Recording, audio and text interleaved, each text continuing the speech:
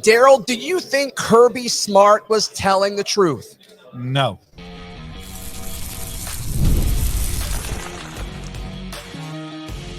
You are Locked On Auburn, your daily podcast on the Auburn Tigers. Part of the Locked On Podcast Network, your team every day.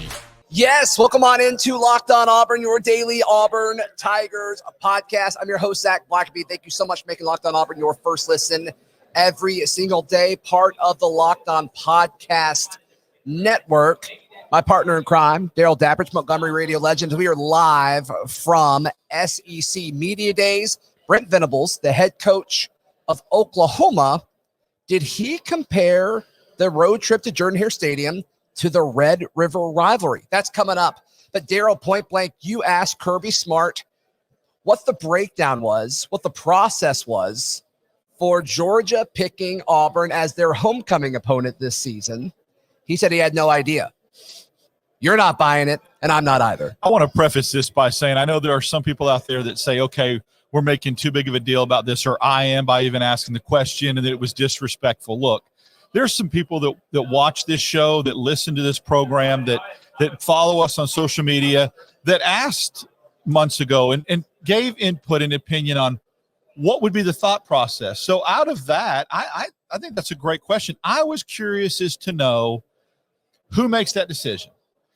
How does that whole thing happen? How do you decide to play the Deep South's oldest rivalry game as your homecoming game? No disrespect to Mississippi State. They play Georgia the following week at Georgia. I know the game got moved up. So I want to know, is it the athletic director that makes that call? Sure. So I asked the question. And to me, as dismissive as the football program that Georgia is of Auburn by scheduling them as homecoming, Kirby was just as dismissive in answering the question. His tone, his demeanor, everything about the way he answered your question, body language, it was different than every other question he was asked. Even the one that Michael Bronner of WNSP asked him about all of the arrests or all of the traffic incidents that Georgia has had, over the last several months, because they were rehearsed. It was coach speak. This one felt different than all the other ones. He immediately said, "I've got no idea. I've got no idea." Yeah. And you're telling me, who probably has the most effective and efficiently run college football program in the country, you're telling me the head coach wasn't asked about homecoming? That he had no idea what the process even was?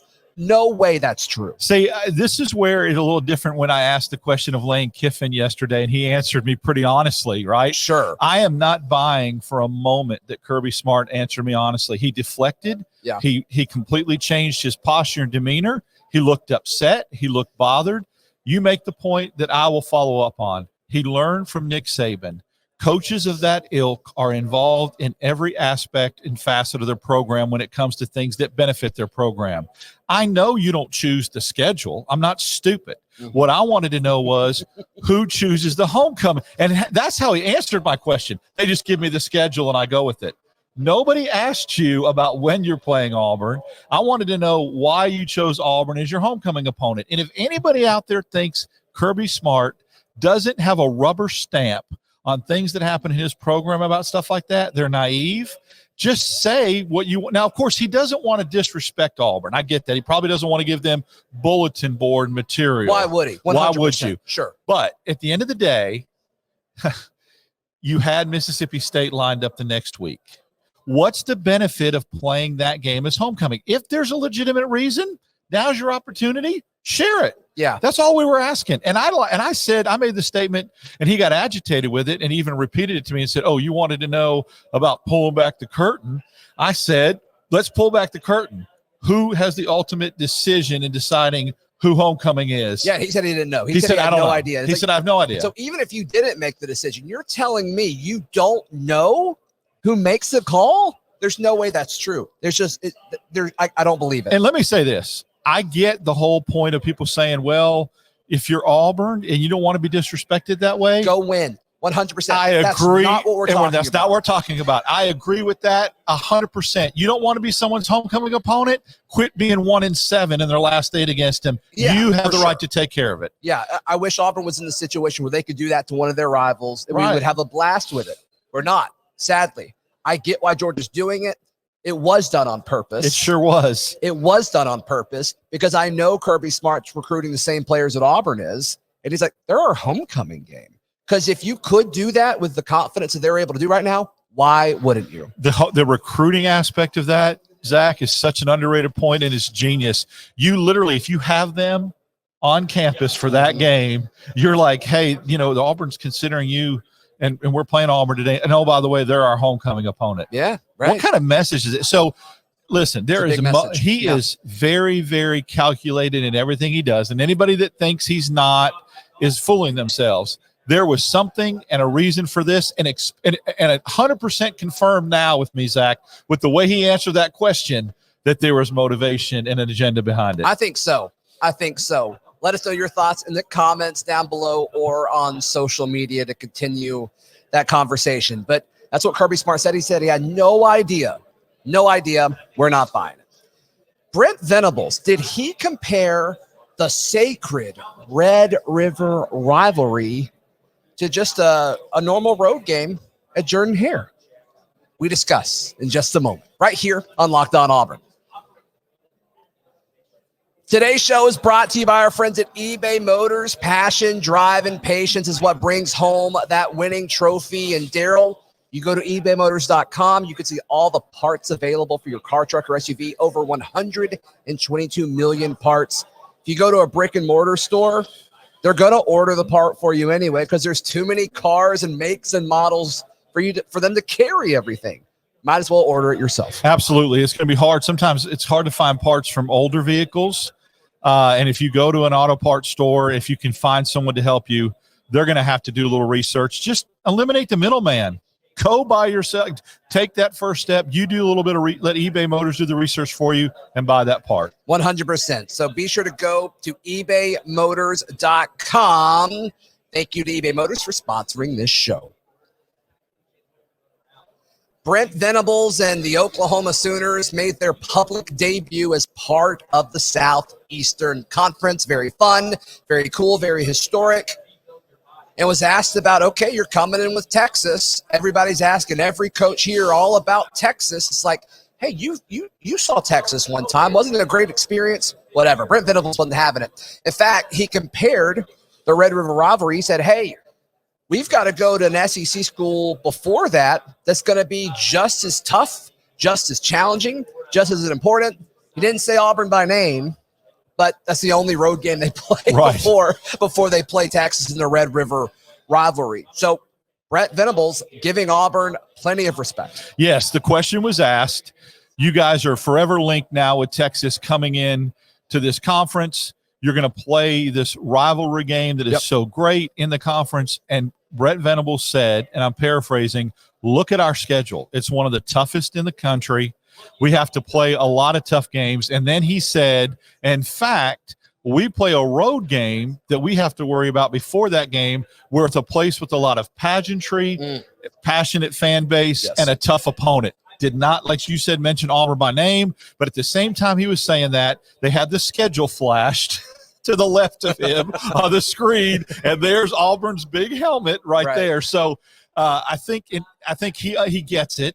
He understands that week in, week out, you can't prepare and game plan and say, okay, we're playing this team, but the Red River rivalry is 2 weeks later. Let's start working on the Red River rivalry. You ain't going to do that in the SEC. You do that in the SEC, you're going to get beat. Yeah. So you have to play every game, every night. You have to prepare because it's so tough game in, game out. He made that point again, and I feel like I felt like that was directed at Auburn. Yeah, I think so. I think he was giving Auburn some love and some praise there.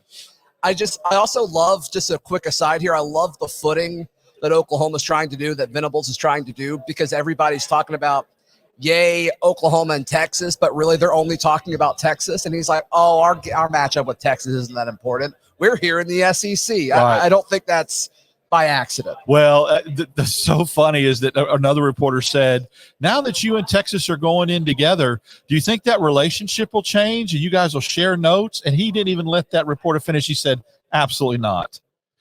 Absolutely not. This is about us and us as an entity and us trying to win championships in the SEC. Yeah. So, yes, he is. It is all about getting his own footing and a foothold in what he's doing. And I think what Sarkisian already knows because he was an assistant in Alabama, Venables is fastly learning is it's not about Oklahoma and Texas like it was in the Big 12. It's about a lot of other schools that have been there and have won multiple national championships before they even came in the league. Yeah. Other teams going today, Tennessee, which Auburn really doesn't have any sort of tie to until they year. play him in the SEC title game. Wow. I'm just joking. You put that out there? Well, you speak it into existence, right? That'd be wild. Yeah. That'd be a wild season for both teams. And then Missouri was the other team that went today, and a whole lot of nothing, as you would expect from Missouri. A lot of people are on the Missouri train. And I'm just in that wait to be seen thing. Is it a one-off? Is it a 1 year? Did he turn the corner? Is such a joke. Yeah, but then, and I get that, but still, do you get to the SEC title game if you're Missouri with that with a schedule like that? I still don't think they will. I still think there's. I don't know. You got a shot. Yeah, you do. Let's see him put back-to-back seasons together. So before I can see that it's a one-off. Murray State, Buffalo, Boston College, Vanderbilt. Texas A&M on the road. Yep. Okay. UMass on the road. Right. Which is so weird to me. So crazy. You host Auburn. Okay. Hopefully that goes our way. You go to Tuscaloosa. They're losing that. That's their first surefire loss so far. But you know what? They could have already had 2 losses going into the Alabama game. If Auburn that's the case, then it's over. Yeah. I'm saying I could see a scenario both ways where they are undefeated going into Alabama and they also have 2 losses going into Alabama. Yeah. Then they host Oklahoma. I'm higher on Missouri than Oklahoma right now. That's just where I'm at. They go to South Carolina. Yawn. They go to start Afghanistan to take on Mississippi State. Yawn. And then they host Arkansas. Yeah, there's a middle part of that schedule that's tough. Why the Auburn, Alabama, Oklahoma. See, that's why I think they go 9-3, and 9-3 is probably not good enough for Missouri to compete for an SEC title. You think they lose all 3 of those? I do. What do you have Auburn going? 8-4. 8-4 and beating Missouri? Yes. Who are the 3 losses? Well, who are the 4 losses? There is somewhere along the line besides Alabama and Georgia where there's a Texas A&M or an at Kentucky where Auburn could slip up. So you feel better about at Missouri than at Kentucky or A&M at home? I feel like Auburn is going to beat Missouri, and then because of that, there's an A&M or Kentucky slip up somewhere along the way. Wow. I would make the argument that's much better from a resume standpoint. Right. We'll see. That's why I think 8-4 with a win over Missouri, who will be probably nationally ranked at the time, can get Auburn into a different type of season scenario right now. Okay. That'd be great. Darrell, how can people check out everything from you this week? Follow me on X, Dap6410, and Instagram, Darrell Dap. Ooh. All right. Be sure to like the video. Please subscribe. Check out all of our written work at auburndaily.com. We'll see you tomorrow. This has been Locked On Auburn.